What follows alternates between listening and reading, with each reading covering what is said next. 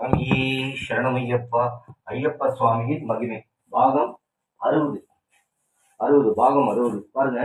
ஐயப்ப சுவாமியின் கருணையின் வடிவான தெய்வத்தை சொல்ல பகவான் என்னை அர்ப்பணித்திருக்கிறார். அது மாதிரி சொல்ல பார்த்தீங்கன்னா, எனக்கு ஐயப்பன் தான் எனக்கு எல்லாமே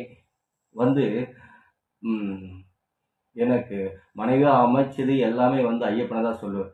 ஏன்னா நான் பல தடவை சொல்லியிருக்கேன். ஏன்னா பரிபூரணமானவன் ஐயப்பன். தன் பிள்ளைக்கு பரிபூரணமாக எப்படிப்பட்ட மருமகள் வரணும் எப்படின்னு அவன் தீர்மானிச்சு எனக்கு பொண்டாட்டி அமிச்சான். சரிங்களா? அது கூட அவனுடைய சரணத்தின் அவன் கோயிலுடைய வாசத்தின் மொழியாக தான் எனக்கு மனைவியாக அமைச்சிருக்கிறான். பரிமள பிரியனே சரணமையப்பா. அதாவது பரிமள மணிகண்டனாக என்னை அவதரித்து இங்கு இந்த பூலோகத்திற்கு ஐயப்பன் வரவழைத்தார். அதே மாதிரி பார்த்தீங்கன்னா கல்யாணம் பண்ணி வச்சுட்டாருங்க.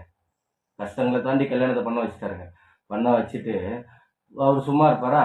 ஒரு வருஷமா குழந்தை இல்லாததுக்கு பகவான்கிட்ட என்னடா ஐயப்பா ஒரு இதை சொல்லுனே வெளியிருங்க எல்லாமே சொன்னப்பா, கல்யாணம் ஒரு வருஷம் குழந்தையில எல்லாரும் கேட்க ஆரம்பிச்சிட்டாங்க. மன உளைச்சல்ல ஆளாயிட்டேன். என்னடா ஐயப்பா இந்த மாதிரி நீ பண்றியே அப்படின்ட்டு அவன்கிட்ட கண்ணு கலங்கி நிற்க. அப்போ உங்களுக்கு தெரியுமே, ஒவ்வொரு வருஷமா ஐயப்பனுங்க நாங்கள் பூஜை செஞ்சுக்கின்னு இருக்கோம் பகவான் ஐயப்பனுக்கு. அப்போ பகவான் ஐயப்பன் கிட்ட சொல்கிறேன், ஐயப்பா உனக்கு நான் எந்த குறையுமே நான் வைக்கல. உன் அருளாலே உனக்கு எல்லாமே நான் செய்யறேன். என்னுடைய அருளால் இல்லை, உன் அருளாலே உனக்கு எல்லாமே நான் செய்யறேன். அப்படின்ற விஷயத்துல இந்த பிள்ளைக்கு குறைய வச்சிட்டியப்பா. கல்யாணம் பண்ணி வச்ச குழந்தைய 1.25 வருஷம் ஆயிடுச்சு, குழந்தை எல்லாம் பண்ணிட்டியப்பா.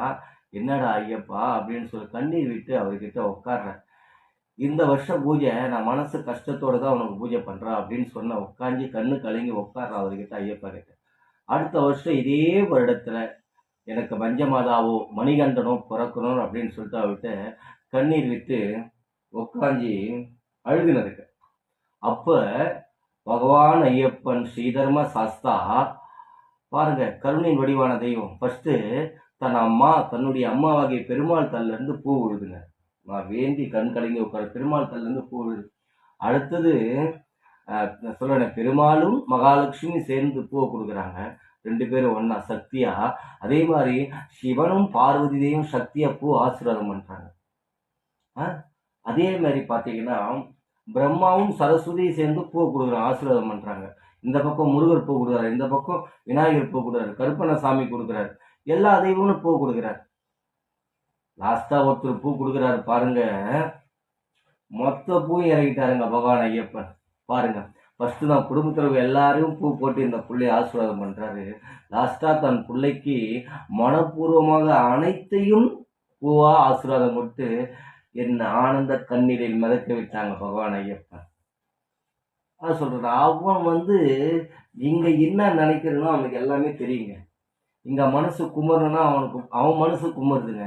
இங்க நான் கண்ணு கலன்னா அவன் கண்ணு கலங்குதுங்க. ஐயப்பன் கண்ணு என்ன ஒரு தொப்புள் கொடி உறவு பாருங்க. சுவாமியே சரணமையப்பா, சுவாமியே சரணமையப்பா, அகிலாண்ட கொடி பிரம்மாண்ட நாயகனே சரணமையப்பா.